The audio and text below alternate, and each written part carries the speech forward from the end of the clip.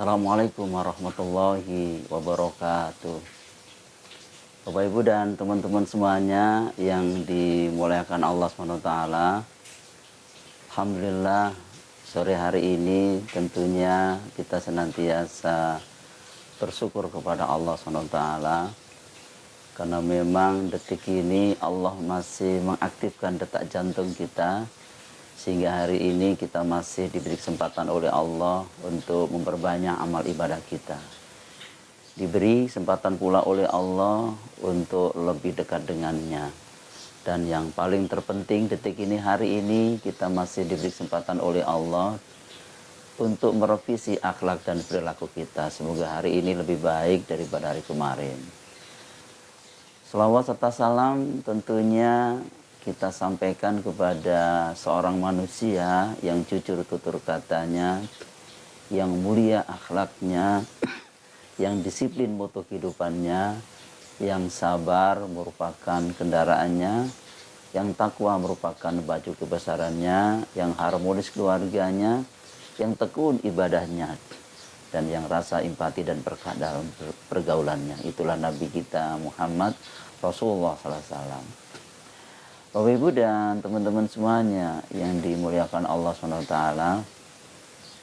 hari ini tentunya kita mengingat firman Allah di dalam surah 2 itu surah Al-Baqarah ayat 183. Ya ayyuhalladzina amanu kutiba alaikumusiyam kama kutiba alal ladzina min qablikum la'allakum tattaqun. Wahai orang-orang beriman. Jadi di ayat ini yang dipanggil oleh Allah adalah orang yang beriman. Amanu, orang yang beriman dipanggil oleh Allah. Kalau orang Jawa bilang rungokno, pasang telinga kita. Apa kata Allah? Kutiba alaikumusiyam, diwajibkan atas kamu berpuasa. Asyam, ya, asyam itu mempunyai makna menahan. Asyam juga orang Jawa bilang poso, ya. Kalau bahasa Sanskerta puasa. Artinya menahan haus dan lapar sejak terbitnya matahari sampai terbenamnya matahari. Begitu secara fikih. Jadi asyam juga mempunyai makna menahan diri dari hal-hal yang dilarang oleh Allah SWT. Seperti berbuat maksiat misalnya, juga menahan diri dari hal-hal yang dilarang oleh Allah. Itu juga disebut asyam. Jadi esensi daripada asyam adalah menahan diri dari berbuat manipulasi data atau korupsi, atau mungkin mencibir orang lain, menghina orang lain. Itulah asyam. Nah, kama kutiba 'alal ladzina min qablikum la'allakum tattaqun. Sebagaimana kata Allah, sebagaimana orang-orang dahulu juga diperintahkan oleh Allah untuk berpuasa. Yang tujuannya adalah la'allakum tattaqun, agar kamu menjadi orang-orang yang bertakwa. Dengan mudah bisa dikatakan apabila 1 bulan penuh kita tidak menjadi orang bertakwa, maka ibadah puasa kita sia-sia. Kenapa disebut sia-sia? Karena yang paling banyak menyebabkan manusia masuk surga adalah orang yang bertakwa dan mempunyai akhlak yang baik. Takwa dan mempunyai akhlak yang baik. Nabi pernah ditanya salah seorang sahabat, ma aksaru ma yudkhilul jannah. Ya Rasulullah, apa yang paling banyak menyebabkan manusia itu masuk surga? Rasulullah SAW menjawab, qala at-taqwa wa husnul khuluqi. Orang yang bertakwa dan mempunyai akhlak yang baik. Wasu'ila, kemudian Nabi ditanya lagi, ma aksaru ma yudkhilun nar. Apa yang paling banyak menyebabkan manusia itu masuk neraka? Rasulullah SAW menjawab, qala ajwafan, yakni 2 lubang. Yang pertama adalah al-fahmu, lubang mulut. Yang kedua al-farju, lubang kemaluan. Hadis riwayat Ibnu Majah. Ternyata yang paling banyak menyebabkan manusia masuk neraka hanya 2 lubang. Al-fahmu yakni mulut, al-farju adalah kemaluan. Memang lidah kita tidak bertulang, tapi kadang kalau bicaranya kadang menyakitkan hati orang lain. Jadi pedes orang bilangnya. Padahal nggak pernah makan cabai tapi pedes kan itu. Luar biasa. Kadang lihat temennya, body shaming, badan gendut banget nih. Kan begitu. Ada yang lain enggak, dia krempeng, jangkis. Ya, apa itu jangkis? Jangkung kurus dan najis misalnya begitu. Nah, itu tidak dibenarkan dalam agama. Wa qulu linnasi husna, kata Allah dalam surah 2 Al-Baqarah 83, wa qulu linnasi husna. Dan dalam manusia itu berkomunikasi dengan cara yang baik kepada siapapun. Setiap manusia harus berkomunikasi dengan cara yang baik. Maka lisan kita kalau tidak bisa menjaga, artinya tidak bisa asyam, maka lidah kita selalu menyakitkan hati orang lain. Dan itu yang paling banyak menyebabkan manusia masuk neraka. Begitu juga yang kedua, kemaluan. Banyak orang tidak bisa menjaga diri dari kemaluannya. Sehingga masih ada yang berbuat maksiat dan sebagainya. Sudah punya istri masih selingkuh, sudah punya suami juga masih selingkuh. Ini juga tidak dibenarkan dalam agama. Di luar sana mungkin ada orang yang mohon maaf nggak nikah-nikah, tapi kadang-kadang gay atau lesbian atau homo. Atau mungkin dengan alat-alat yang lain sehingga menyebabkan mereka orgasme dan sebagainya. Itu kan tidak dibenarkan dalam agama. Nah sebab itu Al-Quran mengajarkan jagalah kemaluanmu. Jadi diantaranya orang-orang yang kusuk. Orang yang kusuk itu adalah memelihara kemaluannya kecuali kepada istri-istrinya, kan begitu. Dalam surah 23 itu surah Al-Mu'minun ayat 1 ya, ayat 1 bahkan sampai ayat 11 dijelaskan oleh Allah.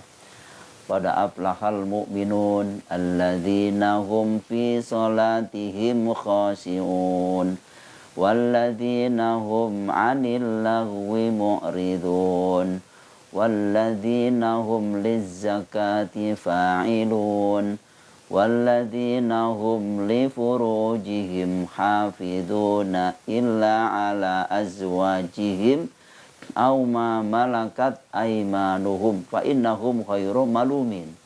Sungguh mereka beruntung, yaitu orang-orang yang sholatnya khusyuk, karena mengingat Allah. Di antaranya khusyuk, meninggalkan perkataan yang tidak ada gunanya, mengeluarkan zakat, kemudian memelihara kemaluannya.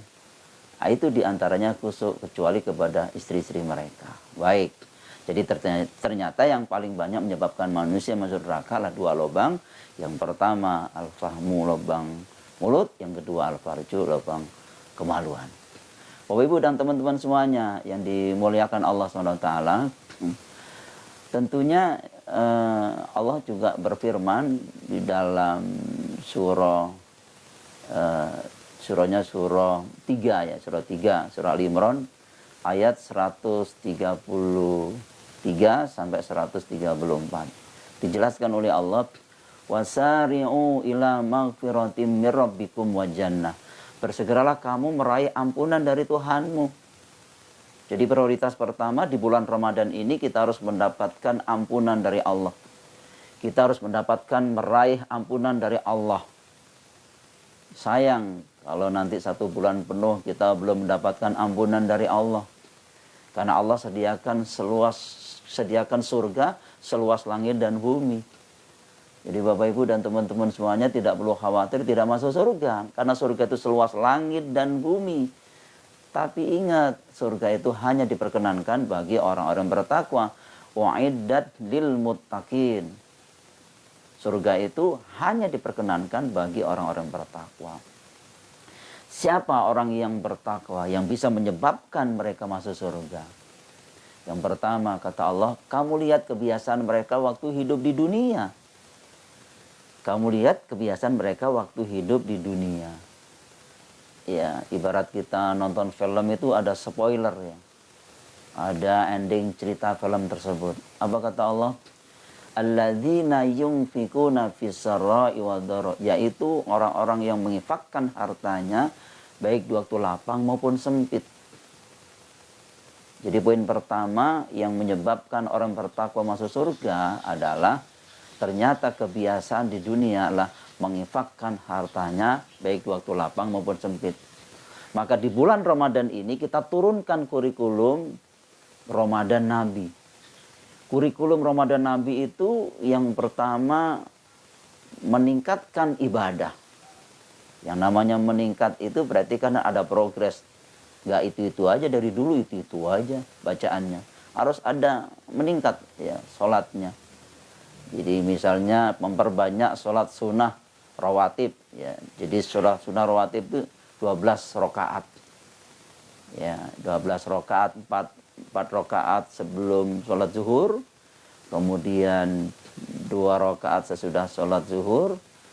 2 rakaat sesudah sholat maghrib. 2 rakaat sesudah sholat isya. Dan 2 rakaat sebelum sholat subuh. Nah, ini sholat sunnah 12 rakaat. Sholat sunnah rawatib 12 rakaat. Ini juga harus ditingkatkan. Kemudian sholat duha. Begitu. Sholat duha juga dibagi 3 waktunya.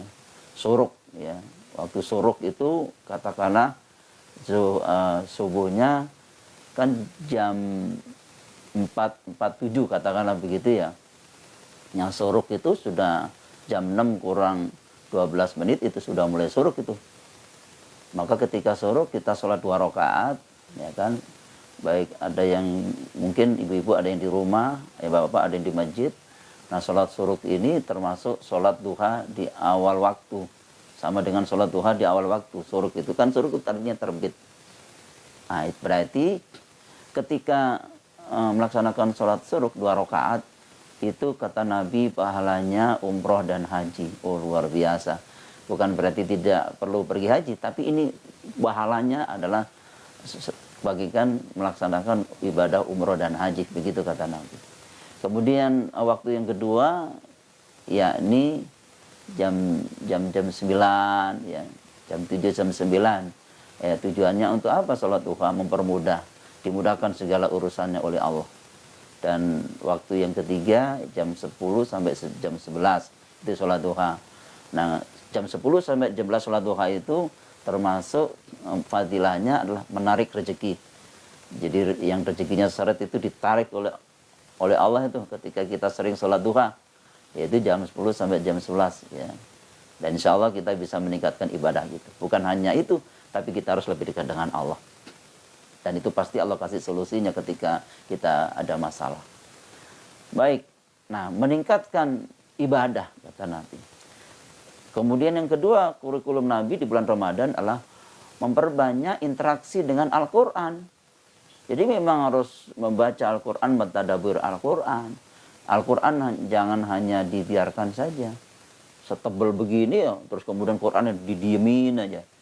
Ya dibedah dong, ditadaburi, dibaca Al-Quran itu. Insya Allah kita bisa mendapatkan fadilahnya. Kenapa harus memperbanyak interaksi dengan Al-Quran? Karena memang Al-Quran ini diturunkan untuk manusia, bukan untuk binatang. Ya, Allah telah berfirman dalam surah 39 itu surah Az-Zumar. Ayatnya ayat 41. Inna anzalna alaikal kitaba linnasi bilhaq. Famanih tada falinafsih wa man dhalla fa innama yadillu 'alaiha wa ma anta 'alaihim biwakil. Coba Bapak Ibu dan teman-teman semuanya buka itu. Surahnya surah 39, surah Az-Zumar ayat 41. Wah, Al-Quran ini diturunkan untuk manusia, bukan untuk binatang. Sesungguhnya kami telah menurunkan Al-Quran untuk manusia. Untuk manusia, linnas. Jadi, Al-Quran diturunkan untuk manusia, bukan untuk binatang. Jadi yang merasa manusia wajib hukumnya untuk mentadabbur Al-Quran, mendalami Al-Quran. Ya, apalagi ngaku muslim, wajib itu mentadabbur Al-Quran supaya kita tahu bagaimana cara menata kurikulum hidup sesuai dengan aturan Quran dan Sunnah Nabi. Itu. Bilhaq, Al-Quran diturunkan untuk manusia dengan membawa bilhaq, membawa kebenaran. Kebenaran. bukan kebaikan. Jadi Al-Quran mengajarkan kebenaran, bukan kebaikan. Kalau benar otomatis baik, sedangkan baik belum tentu benar. Jadi, teman-teman semuanya, supaya akhlak dan perilaku kita benar, maka Al-Quran dijadikan pedoman hidup. Al-Quran dijadikan referensi dalam kehidupan sehari-hari. Begitu. Nah, itulah sebabnya kita dianjurkan oleh Allah untuk mentadaburi Al-Quran, memahami Al-Quran, dan juga mengamalkan Al-Quran dalam kehidupan sehari-hari. Dan famanih tada fali nafsih. Kemudian dilanjutkan ayat itu. Barang siapa mendapat petunjuk, petunjuk itu untuk diri mereka sendiri. Faman dhalla fa innama yadillu 'alaiha. Barang siapa yang sesat, sesat itu juga untuk diri mereka sendiri. Jadi kita ngaji itu bukan untuk ustadz, ngaji itu bukan untuk orang tua, ngaji bukan untuk suami, istri, ngaji bukan untuk orang lain. Ngaji itu untuk dirinya sendiri, untuk keselamatan diri mereka sendiri. Begitu juga di dalam surah 17. Jadi Bapak Ibu teman-teman semuanya buka surah 17 ayat 15. Ya, manih tada fali nafsih wa man dhalla fa innama yadillu 'alaiha. Siapa yang mendapat petunjuk, petunjuk itu untuk keselamatan diri mereka sendiri. Siapa yang sesat, sesat itu juga untuk dirinya sendiri. Dan seseorang tidak akan memikul dosa orang lain. Itu dijelaskan di dalam surah 17 Al-Isra ayat 15. Makanya di surah 39 tadi kembali ke surah 39 ayat 41 dijelaskan oleh Allah surah Az-Zumar, siapa yang mendapat petunjuk, petunjuk itu untuk keselamatan diri mereka sendiri. Jadi kita ngaji itu untuk kebaikan diri kita sendiri. Yang tidak pernah ngaji, ya itu pilihannya untuk diri mereka sendiri. Wa ma anta 'alaihim biwakil, kata Allah. Dan engkau ya Muhammad tidak bertanggung jawab atas perbuatan mereka. Jadi semuanya masing-masing. Masing-masing. Nah, itulah sebabnya kita dianjurkan oleh Allah untuk memperbanyak interaksi dengan Al-Quran. Dan itu Nabi lakukan. Dan Nabi lakukan itu tiap hari untuk berinteraksi dengan Al-Quran. Makanya kata Nabi, zikir yang paling dominan adalah membaca Al-Quran, mentadaburi Al-Quran, bahkan juga mengamalkan Al-Quran dalam kehidupan sehari. Itulah zikir yang paling dominan. Ada 5 metode belajar Al-Quran. Yang pertama, taksinul Quran. Taksinul Quran. Taksin. Jadi membaca Al-Quran dengan baik. Contohnya, misalnya, Bismillahirrahmanirrahim. Itu namanya taksin. Alhamdulillahi Rabbil Alamin. Taksin namanya. Taksinul Quran. Itu disebut taksinul Quran. Nah, kemudian setelah taksinul Quran, poin yang kedua adalah tahfidzul Quran. Quran harus dihafal. Quran harus dihafal. Tidak boleh tidak dihafal. Kenapa demikian? Minimal surah Al-Fatihah sudah hafal, juz amma sudah hafal. Supaya waktu sholat bukan hanya itu-itu saja. Tentu harus ada progres bacaannya. Tahfidzul Quran 30 juz, masa hanya trikul doang. Trikul, Bapak Ibu teman-teman tahu nggak trikul? Trikul itu Qul wallahu ahad, Qul a'udzu birabbil falaq, Qul a'udzu birabbin nas. Itu trikul namanya. Nah, insya Allah kita tidak trikul dong, harus dilanjutkan. Yakni bacaan-bacaan yang ada progres, ya Al-Baqarah, Al-Imran, An-Nisa, terus sampai juz amma. Dan insya Allah kita pasti bisa. Baik. Kemudian yang ketiga setelah tahfidzul Quran adalah tafhimul Quran. Quran harus difahami. Quran harus difahami, bukan hanya sekedar bacaan, ya kan, harus difahami itu Al-Quran. Tafhimul Quran. Jadi Quran bukan hanya dibaca, dihafal, tetapi difahami makna dan kandungan isi Al-Quran. Maka kita perlu mentadaburi Al-Quran. Nah, kemudian yang keempat adalah amalul Quran. Jadi Al-Quran harus diamalkan, bukan hanya diseminarkan, bukan hanya didiskusikan, bukan hanya dihafal, tapi amalul Quran, mengamalkan Al-Quran. Ya, makanya Allah telah berfirman di dalam surah 61. Surah 61 itu surah As-Saff ya. Saff itu ayat 2 dan 3. Ya ayyuhalladzina amanu lima taqulu ma la taf'alun. Kabura maqtan indallahi an taqulu ma la taf'alun. Hai orang beriman, janganlah kamu mengatakan apa yang tidak kamu berbuat. Sungguh Allah itu benci kepada orang yang pandai bicara namun tidak pandai mengamalkannya. Nah, ini juga terngiang-ngiang di telinga saya. Di surah 61 ayat 2 dan 3. Maka jangan sampai kita pandai membuat konsep namun tidak pandai mengamalkannya.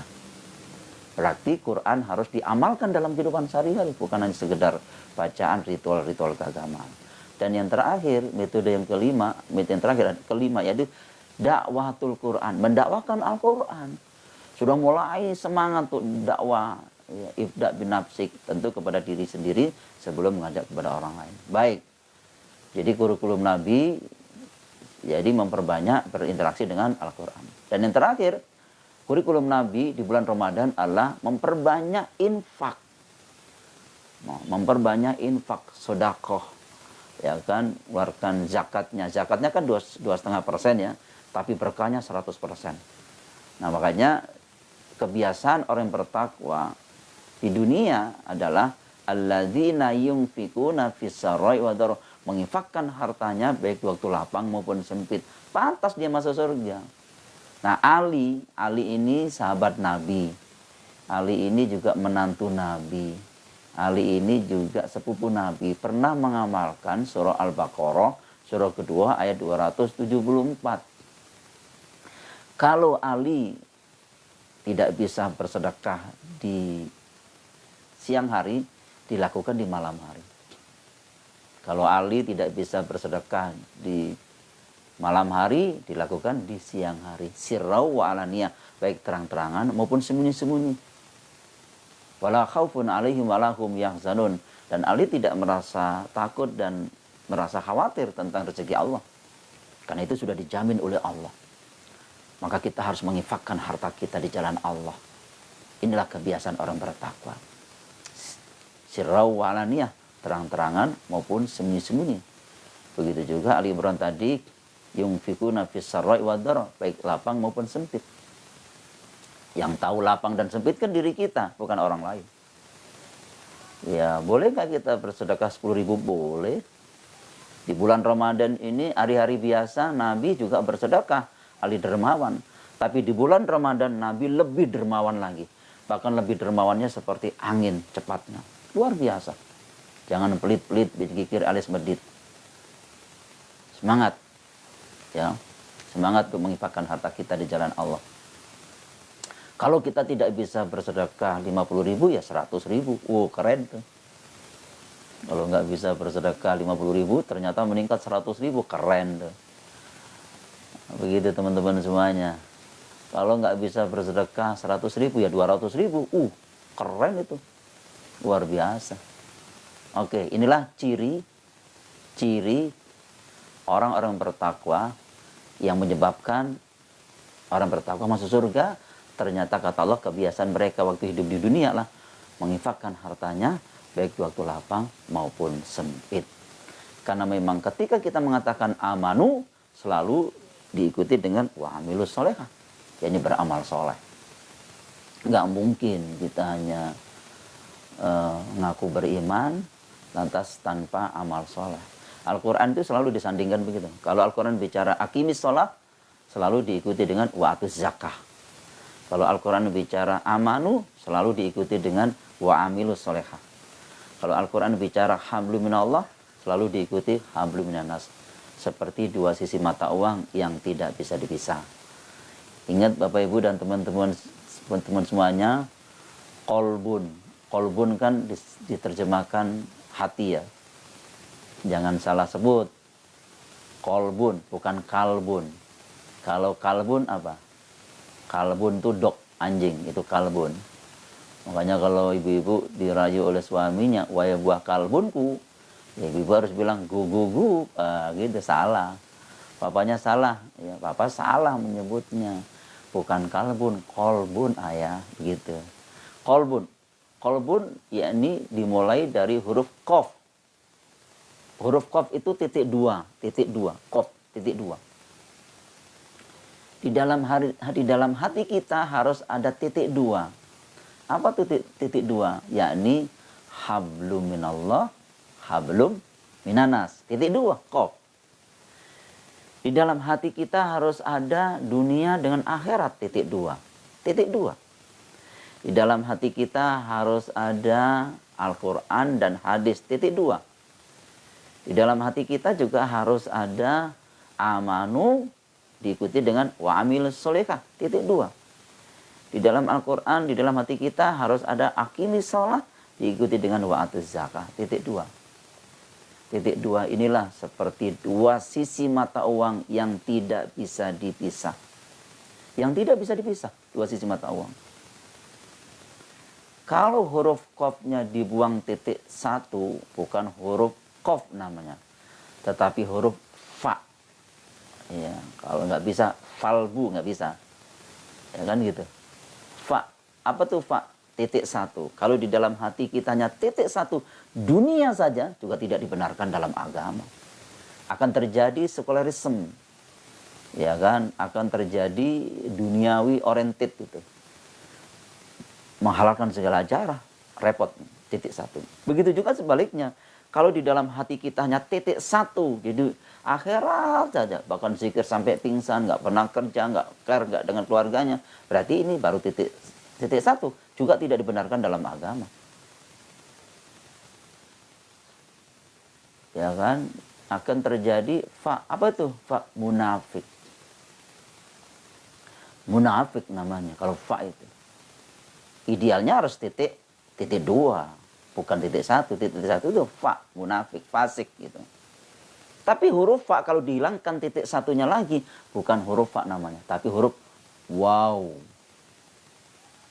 Huruf apa Bapak Ibu teman-teman semuanya? Waw.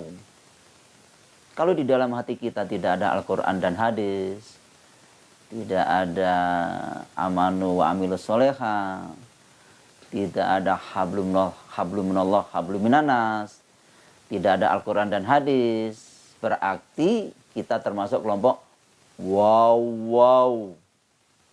Gimana kelompok wow? Ragunan. Bon binam. Ternyata yang membedakan manusia dengan binatang hanya titik dua tadi. Titik dua. Kalau di dalam hati kita tidak ada titik duanya, ya kita termasuk kelompok wow. Bahkan lebih rendah daripada kelompok wow. Dan itu dijelaskan oleh Allah dalam surah 7. Surah 7 itu surah Al-A'raf ayat 179. Walaqad darokna li jahannama katsiran minal jinni wal insi. Dan sungguh aku jadikan isi neraka jahanam itu kebanyakan jin dan manusia.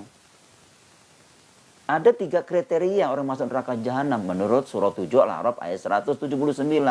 Yang pertama, lahum qulubul la yafqahuna biha. Mereka mempunyai hati, namun hatinya tidak dipergunakan untuk memahami ayat-ayat Allah.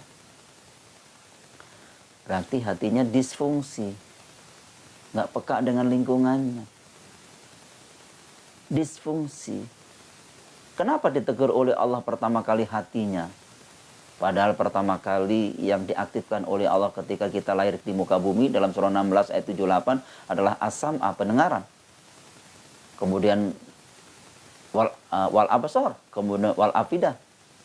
La'allakum tashkurun, agar kamu bersyukur. Tapi begitu kita dewasa, yang ditegur oleh Allah adalah bukan as-sam'a, tapi hati terlebih dahulu. Lahum qulubul la yafqahuna biha. Kenapa Bapak Ibu dan teman-teman semuanya? Jawabannya simpel, kata Allah. Dijawab oleh Allah dalam surah 22. Bapak Ibu teman-teman semuanya buka surah 22, surah Al-Hajj ayat 46. Afalam yasiru fil ard fatakuna lahum qulubul la yafqahuna biha. Apakah kamu tidak berjalan di muka bumi, dengan hati kamu bisa merenung, dengan telinga kamu bisa mendengar, dengan mata kamu juga kamu bisa melihat. Pada hakikatnya yang buta itu bukan mata kamu, melainkan hati yang ada di dalam dada. Afalam yasiru fil ard fatakuna lahum qulubul la yaqiluna biha aw adanu la yasma'una biha fa innaha la ta'mal absar walakin ta'mal qulubul lati fi sudur. Ternyata yang buta itu bukan mata kamu, melainkan hati yang ada di dalam dada. Hatinya buta dari nilai-nilai kebenaran sehingga mereka tidak bisa membedakan antara hak dan batil. Hatinya buta. Buta. Di luar sana ada seorang suami, kalau hatinya buta, dia tidak bisa membedakan mana istrinya dan mana istri orang lain. Buta itu hatinya. Buta. Ada juga seorang direktur utama di PT X. Di PT X, ya gitu. Karena hatinya buta, dia tidak bisa membedakan mana sekretarisnya dan mana istrinya. Buta.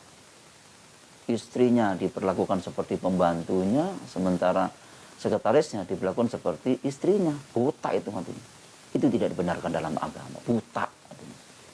Makanya ditegur oleh Allah, lahum qulubul la yafqahuna biha. Mereka mempunyai hati, namun hatinya tidak dipergunakan untuk memahami ayat-ayat Allah. Buta mereka. Seorang pejabat ketika hatinya buta, dia tidak bisa membedakan mana disiplin dan mana diselipin. Buta itu mata hatinya.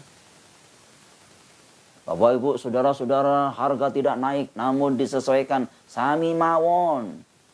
Telur naik. Keren tuh telur naik. Menjelang Ramadan telur naik. Cabai naik, beras naik. Semua kebutuhan pokok naik, rakyat menjerit. Naik semua itu. Kebayang nggak orang-orang yang nggak bisa beli kebutuhan pokoknya? Menangis itu. Ada orang yang beli telur, ada yang pecah-pecah itu dibeli semuanya. Yang penting bisa makan. Luar biasa. Naik semua. Yang turun hanya hujan. Bapak Ibu, yang turun apa? Yang turun hanya hujan. Hujan tangisan rakyat. Merintih rakyat itu. Luar biasa. Jadi memang naik semua. Buta mata hatinya. Di Jakarta ada di ujung Cilincing sana. Orang lapar dibilang apa? Kekurangan gizi. Padahal lapar. Buta itu. Padahal lapar dibilang kekurangan gizi. Luar biasa. Nah ini banyak orang buta. Proyek bodong ditandatanganin, buta mata hatinya. Padahal itu merusak akidah. Merusak tatanan yang sudah disumpah ketika sumpah jabatan. Tapi mereka merusak konstitusi. Aturan-aturan Allah dilanggar. Berarti memang hatinya buta dari nilai-nilai kebenaran. Sehingga mereka tidak bisa membedakan antara hak dan batil. Poin yang kedua, yang bisa menyebabkan, yang paling banyak menyebabkan manusia masuk neraka jahanam tadi adalah walahum a'yunul la yubsiruna biha. Mereka mempunyai mata, namun matanya tidak dipergunakan untuk membaca ayat-ayat Allah. Baik ayat kauliyah termaktub di dalam Al-Quran yang berjumlah 114 surat, maupun ayat kauniyah merupakan fenomena alam yang ada di sekitar kita. Itu. Mata kita harus difungsikan sebagaimana mestinya baca ayat-ayat Al-Quran. Ternyata di luar sana saudara kita banyak membaca WhatsApp daripada baca Al-Quran. Scroll, terus scroll. Terus begitu. Baca. Padahal baca Quran. Jangan sampai mata kita hanya membaca WhatsApp doang. Boleh, nggak salah. Boleh, cuma jangan dominan gitu loh. Baca ayat-ayat suci, apalagi di bulan Ramadan, kalau bisa khatam, kalau bisa juga harus muhasabah, membersihkan kalbu kita. Siapa tahu ini Ramadan yang paling terakhir, kita juga tidak tahu walaupun di awal Ramadan. Semoga ibadah puasa kita diterima oleh Allah SWT. Makanya gunakan mata kita untuk membaca ayat suci Al-Quran. Mumpung masih sehat, mumpung masih hidup. Segera bertobat. Siapa tahu ini pertemuan yang paling terakhir, kita juga tidak tahu. Segera mendapatkan ampunan dari Allah. Dan pastikan seluruh dosa-dosa kita diampuni oleh Allah SWT. Jadi gunakanlah mata kita untuk membaca ayat-ayat suci Al-Quran. Dan yang ketiga, dalam surah 7 ayat 179, Walahum adanul layasma'una biha. Mereka mempunyai telinga, namun telinga itu tidak dipergunakan untuk mendengarkan ayat-ayat Allah. Yastami'una biha, nggak berfungsi telinganya. Banyak pendengarannya digunakan, telinganya digunakan untuk mendengarkan nyanyian-nyanyian atau lagu-lagu yang tidak memberi motivasi untuk lebih dekat dengan Allah. Sia-sia. Sia-sia, Bapak Ibu. Kalau ketiga unsur tadi nggak berfungsi, maka Allah katakan termasuk budak itu. Ulaika kal an'am, mereka seperti binatang ternak, balhum adol, bahkan lebih rendah daripada binatang ternak. Wa ulaika humul ghafilun, mereka tuh lalai tentang eksistensi dirinya sebagai seorang muslim. Lalai. Dengan demikian, ternyata ketiga unsur itulah penyebab masuk neraka jahanam tadi.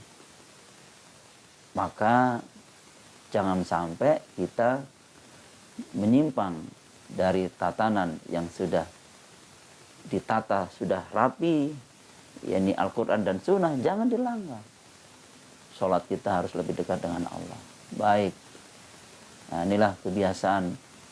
Kembali lagi ke poin berikutnya, kebiasaan orang bertakwa adalah ternyata apa? Menginfakkan hartanya baik waktu lapang maupun sempit. Dan kurikulum Nabi tadi sudah kita jelaskan dan itu harus kita amalkan mumpung masih sehat. Poin yang kedua yang menyebabkan orang bertakwa tadi masuk surga dalam surah Ali Imran ayat 134 adalah wal kadhiminal ghaidha, menahan amarah. Menahan amarah. Kita sampai jam 6 ya. Karena sebentar lagi maghribnya jam 6 lewat. Ya kurang lebih jam 6 lewat 12 ya. Atau 17 itu. Ya sesuai dengan teman-teman posisinya di mana ya. Mungkin ada yang di Emirat. Ya beda lagi kan. Ada di Amerika. Ada di Singapura. Tapi insya Allah di Indonesia, terutama DKI, insya Allah maghribnya jam 18 lewat 12 menit, insya Allah ya. Baik, poin yang kedua yang menyebabkan orang bertakwa tadi masuk surga. Kamu lihat kebiasaan waktu hidup di dunia, kata Allah. Ya ini apa? Wal kadhiminal ghaidha, menahan amarah. Menahan amarah. Orang yang bertakwa itu bisa marah, namun orang yang bertakwa lebih dominan menahan amarah. Wal kadhiminal ghaidha, menahan amarah. Karena marah tidak menyelesaikan masalah. Marah itu tambah masalah. Tambah masalah. Orang-orang yang marah itu yang wajahnya cantik jadi jelek. Orang yang marah itu wajahnya ganteng jadi jelek, kan gitu, sama. Yang glowing jadi butek karena marah. Maka nanti bercermin kalau marah. Baca istighfar, jangan marah. Ramadan, jangan marah. Asyam nisfu sabar. Puasa itu setengah daripada sabar. Sabar. Jangan marah-marah. Ya. Masa Ramadan pertama sudah marah-marah. Cool, adem aja. Wal kadhiminal ghaidha, menahan amarah. Dulu Nabi Yunus alaihissalam itu tidak sabar. Dia marah dengan kaumnya, kemudian ditenggelamkan oleh Allah di laut, kemudian dimakan oleh ikan hiu dalam keadaan gelap selama 2 bulan. Dia berdoa, la ilaha illa anta subhanaka inni kuntu minaz zalimin. La ilaha illa anta subhanaka inni kuntu minaz zalimin. Ya, tidak ada Tuhan selain Engkau ya Allah. Sesungguhnya Maha Suci Engkau ya Allah. Sesungguhnya aku dalam keadaan zalim, dalam keadaan kegelapan.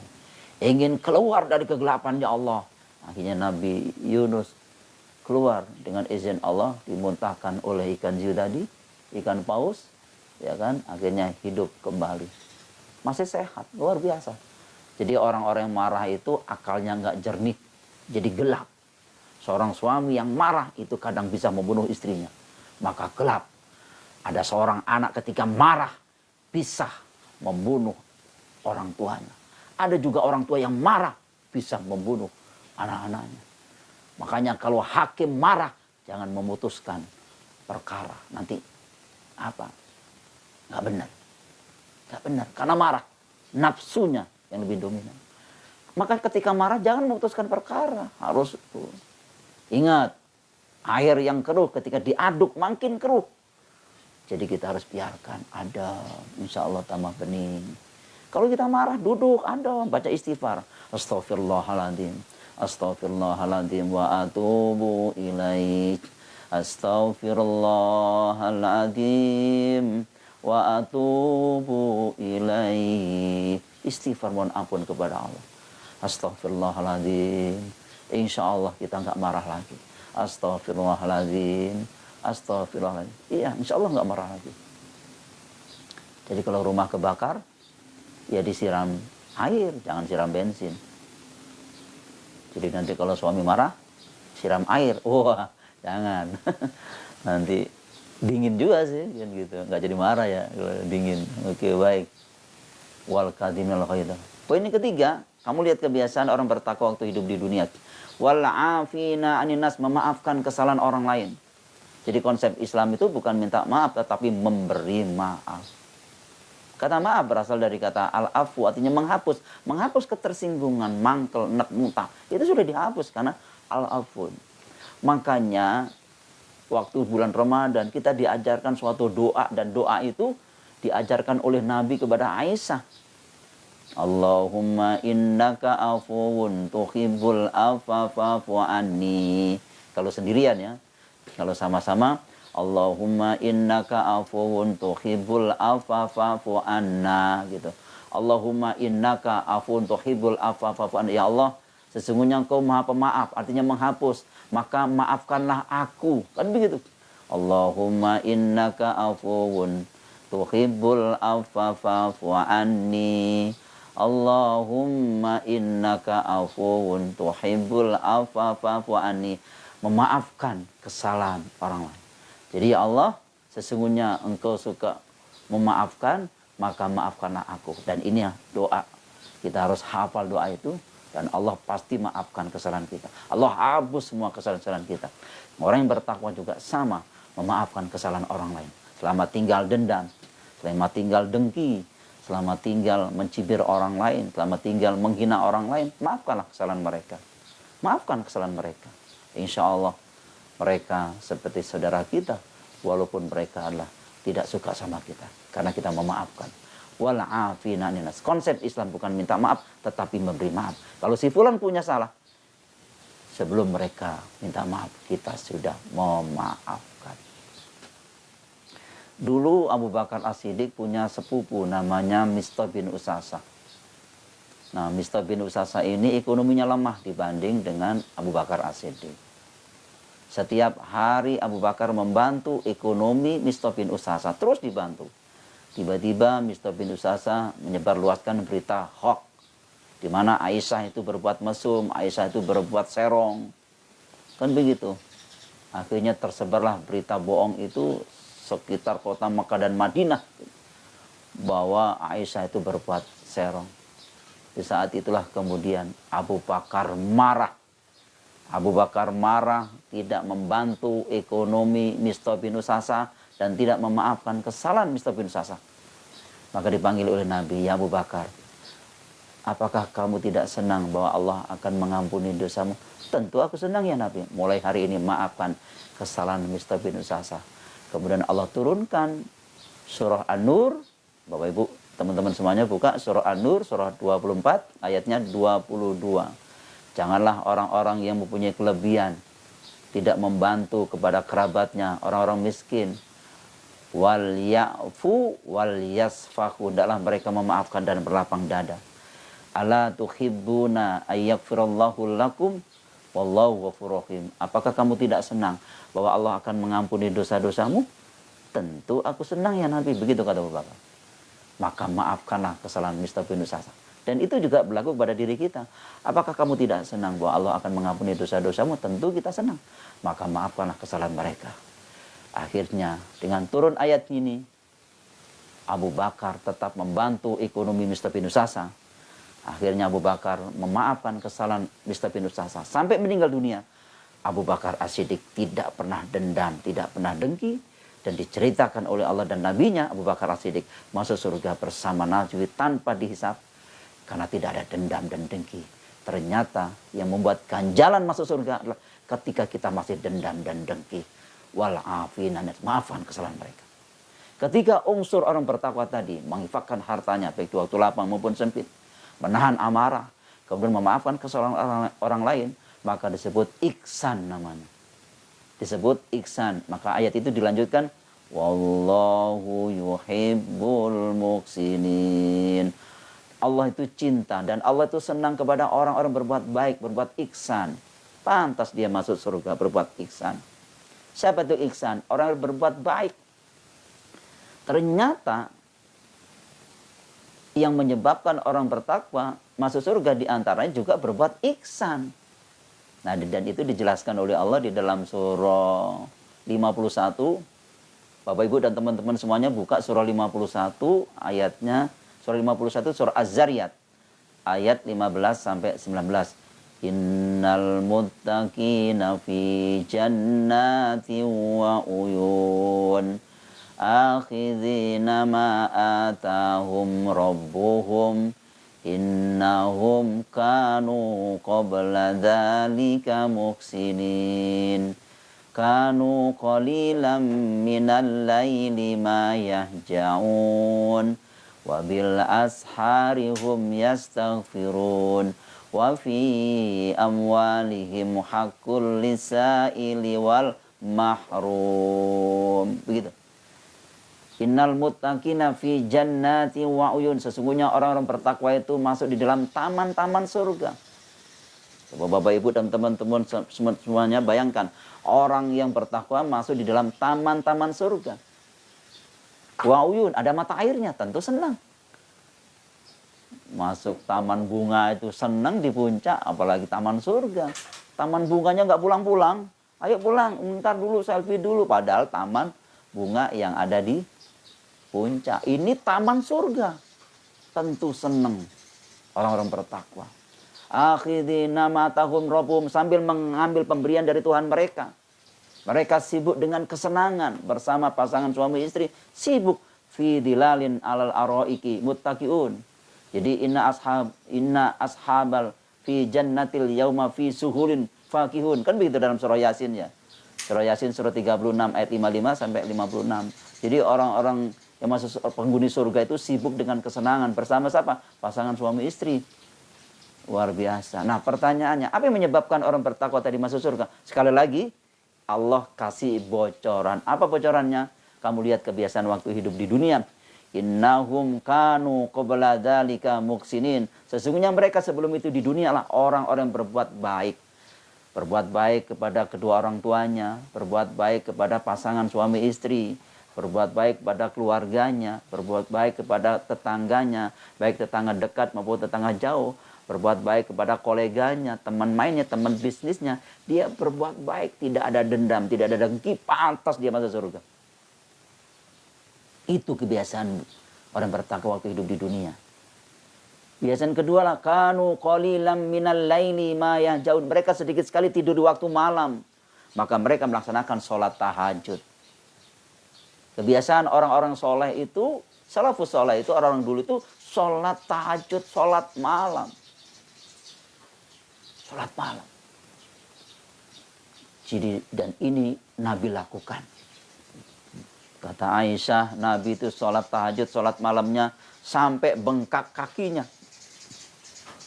Nah, umatnya bangun tidur, matanya yang bengkak. Kenapa matanya bengkak? Banyakan tidur.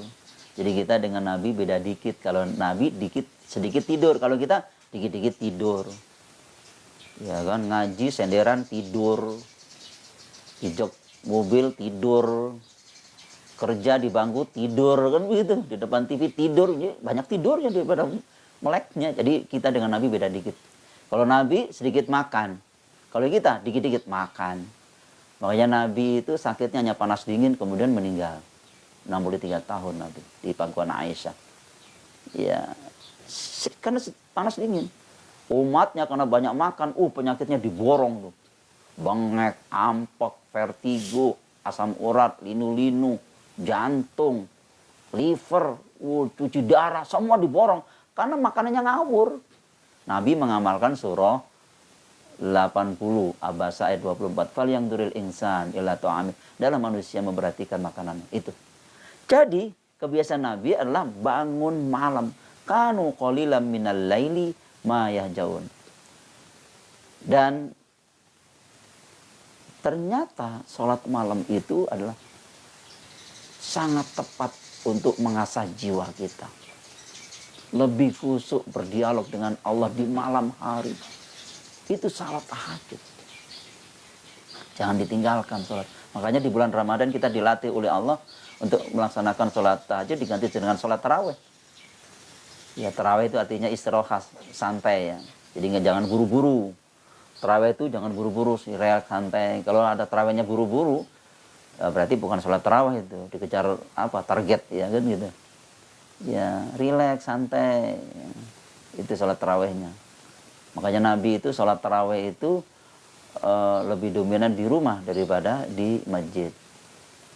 Ya, tapi kita lihat dalam kehidupan sehari-hari. Nabi waktu itu ditanya oleh Umar bin Khattab, ya Nabi, aku tidak melihat engkau sholat berjamaah, sholat taraweh berjamaah di masjid. Kemana ya Nabi? Apa jawab Nabi? Benar ya Umar, memang saya hanya semalam sholat taraweh berjamaah di masjidku, di Masjid Nabawi.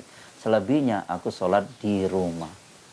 Artinya, ya kalau Nabi sholat taraweh di masjid tiap malam, nanti dikhawatirkan jadi wajib sholat tarawehnya. Berarti yang dicontohkan oleh Nabi sudah benar. Jadi kalau nanti ada saudara kita sholat taraweh di masjid, benar. Ada yang sholat taraweh di rumah, juga benar, nggak salah. Yang di masjid keuntungannya adalah mendengarkan siraman rohani atau tausiah, atau menyambung tali silaturahmi. Mungkin barangkali selama ini tetangga nggak kenal, begitu ke masjid baru kenal kan gitu. Nah, itu keuntungannya sholat berjamaah di masjid. Ya kan? Tapi begitu sholat tarawehnya di rumah juga benar, nggak salah. Misalnya ada saudara kita yang capek, lelah, habis pekerja lelah, habis itu ya udah pulang ke rumah sampai jam 8 malam. Ya udah istirahat, nanti jam berapa sholat tarawehnya? Jam 11 boleh, jam setengah 3 juga boleh. Yang penting jangan sampai waktu subuh. Itu sholat taraweh. Boleh. Jadi santai, rileks. Berapa rakaat? Ya macam-macam. Yang Nabi contohkan 11, 8 ditutup dengan 3 witir jadi 11 rakaat. Mungkin saudara-saudara kita ada yang 23, oke silakan. Tapi Nabi melakukan hanya 8, kemudian ditutup witir 3. Berarti 11 rakaat. Tidak perlu debat-debal mengenai furu'iyah ini. Tapi yang jelas, yang penting adalah esensinya sholat tarawih. Begitu. Jadi kanu qalilan minal laili ma yahjaun. Mereka sedikit sekali tidur waktu malam. Dan poin yang ketiga, kamu lihat kebiasaannya di surah Az-Zariyat tadi, wabil asharihum yastaghfirun di ayat 18-nya. Wabil asharihum yastaghfirun. Mereka mereka banyak istighfar. Di waktu-waktu sahur, dia banyak memperbanyak istighfar di waktu sahur.